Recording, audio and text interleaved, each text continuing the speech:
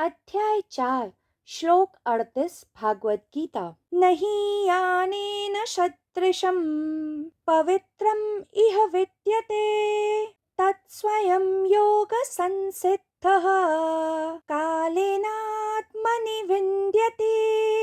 अनुवाद।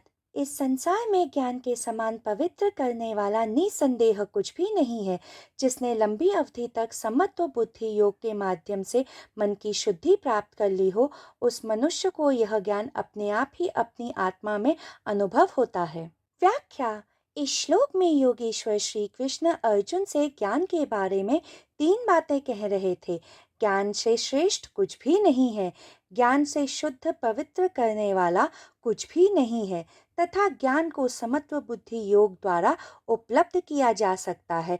वे यह भी कह रहे थे कि यह ज्ञान अंततः साधक लंबी अवधि तक समत्व बुद्धि योग का अभ्यास करके स्वयं में अनुभव कर सकते हैं। यहाँ ध्यान देने वाली 2 बातें और हैं। अपने प्रयास से प्राप्त है तथा स्वयं में अनुभव करते हैं। महर्षि पतंजलि ने योग दर्शन में कहा है, श्रुतानुमान प्रज्ञा भयम अन्य विषय विशेष अर्थ अतवत। अर्थात योग के अभ्यास के माध्यम से भीतर से अनुभूति द्वारा प्राप्त ज्ञान शास्त्रों के सैद्धांतिक ज्ञान से कई ज्यादा श्रेष्ठ होता है। इस तरह के अनुभूत ज्ञान को श्री कृष्ण ने सबसे शुद्ध उत्कृष्ट वस्तु के रूप में वर्णित किया है। सैद्धांतिक जानकारी एक प्रकार का ज्ञान है जो वैदिक शास्त्रों को पढ़कर तथा गुरु के उपदेश सुनकर प्राप्त की जा सकती है, किंतु यह जानकारी अपने आप में अपर्याप्त होती है। कई मनुष्य गुरुओं से जीवात्मा, परमात्मा, माया, कर्म, ज्ञान तथा मुक्ति के विषय पर सैद्धांतिक ज्ञान प्राप्त कर लेते हैं, किंतु इसे आत्मज्ञान प्राप्त करना नहीं कहते हैं। परंतु जब कोई साधक इन सिद्धांतों के अनुसार साधना करते हैं तो इसके परिणाम स्वरूप मन की शुद्धि होना तय है। फिर साधक को स्वयं आत्मज्ञान की प्राप्ति होती है तथा जीव आत्मा और परमात्मा के बीच जो संबंध है उसका बोध होता है। इसका बहुत अच्छा उदाहरण विज्ञान भैरव तंत्र में दिया गया है, जहाँ जब देवी पार्वती ने भगवान शिव से आत्मज्ञान के बारे में प्रश्न पूछे तो भगवान शिव ने उत्तर स्वरूप देवी को एक एक कर तंत्र के 112 रहस्यों के बारे में अवगत कराया, जिनका अनुसरण करके देवी ने अपने प्रश्नों के उत्तर स्वरूप तंत्र की 112 तकनीकों को अनुभव कर आत्मज्ञान को प्राप्त किया। इसलिए योगेश्वर श्री कृष्ण इस श्लोक में अर्जुन को भी समझा रहे थे कि आत्मज्ञान प्राप्त करने के लिए उसे स्वयं प्रयास करना पड़ेगा। जैसे अपने पेट की भूख मिटाने के लिए स्वयं खाना पड़ता है, उसी प्रकार आत्मज्ञान की अनुभूति स्वयं आध्यात्मिक अभ्यास करने से ही प्राप्त होती है। ज्ञान से श्रेष्ठ कुछ भी नहीं तथा अज्ञान से निकृष्टम कुछ भी नहीं है। महावीर ने कहा था कि जिसने स्वयं को जाना वह सर्वज्ञ है, किंतु जिसने अपने को ना जाना उसने कुछ भी ना जाना। योगेश्वर श्री कृष्ण इस श्लोक में आत्मज्ञान की बात कर रहे थे, क्योंकि जिसे आत्मज्ञान प्राप्त होता है वह अपनी जीवात्मा जो परमात्मा का ही एक अंश है उसमें स्थित हो जाता है। कई मनुष्यों ने शास्त्रों को पढ़कर कहा तथा माना कि जीव आत्मा होती है, परंतु वे सभी अज्ञानी हैं, क्योंकि जैसा कि हमने आपको पहले बताया कि आत्मज्ञान स्वयं के अनुभव से प्राप्त होता है, गुरु के उपदेश देने पर या शास्त्र पढ़ने से नहीं। आत्मज्ञान प्राप्त करना कोई खेल नहीं है, एक तपस्या है, साधना है, कभी कभार तो कई जन्मों की, जैसा महात्मा बुद्ध ने की। तो भला ये दूसरों के अनुभव पर आधारित शब्दों को कंठस्थ करने से कैसे प्राप्त होगा? ज्ञान सर्वोच्च इस कारण है क्योंकि ज्ञान के कारण हम सर्वोच्च शिखर परमात्मा को स्पर्श कर पाते हैं। ज्ञान से शुद्ध पवित्र करने वाला कुछ भी नहीं। पवित्र जानने से पहले यह जानना बहुत जरूरी है कि अपवित्र क्या है।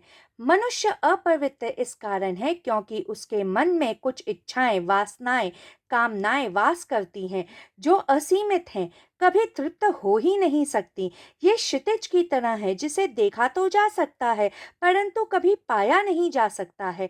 ज्ञान पवित्र है क्योंकि जहाँ ज्ञान स्थित होता है वहाँ इच्छाएं, वासनाएं, कामनाएं सब मिट जाती हैं, समाप्त हो जाती हैं।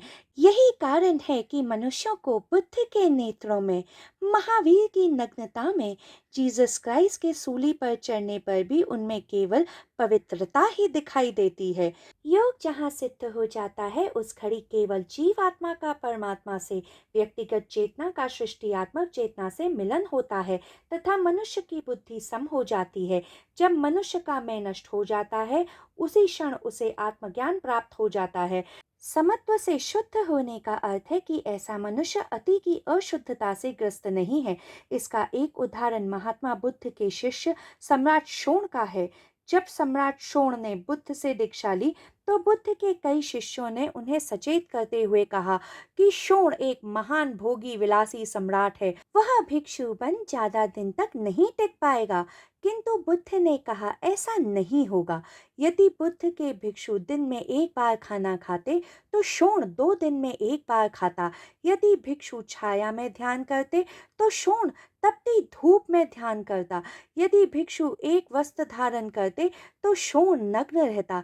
6 माह में ही सम्राट शोण का ऐसा कायाकल्प हुआ कि वो सुंदर सुडौल से हड्डी का ढांचा बन गए।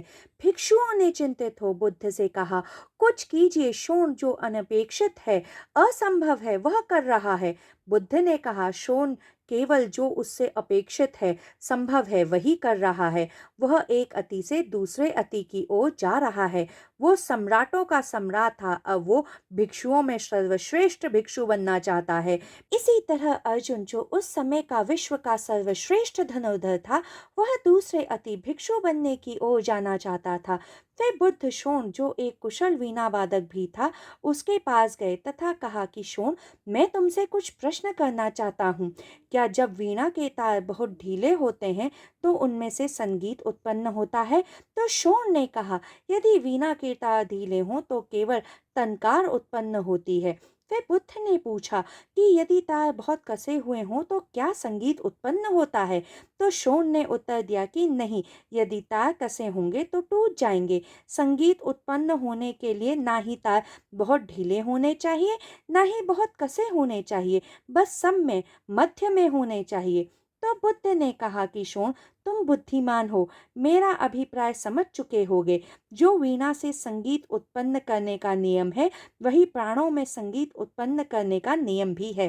यही बात योगेश्वर श्री कृष्ण अर्जुन तथा अन्य आध्यात्मिक साधकों को समझा रहे थे कि प्राणों के तार ना बहुत कसे हो, न ही बहुत ढीले हो, समत्व में हो, मध्य में हो, तभी तुम आत्मज्ञान प्राप्त कर पाओगे।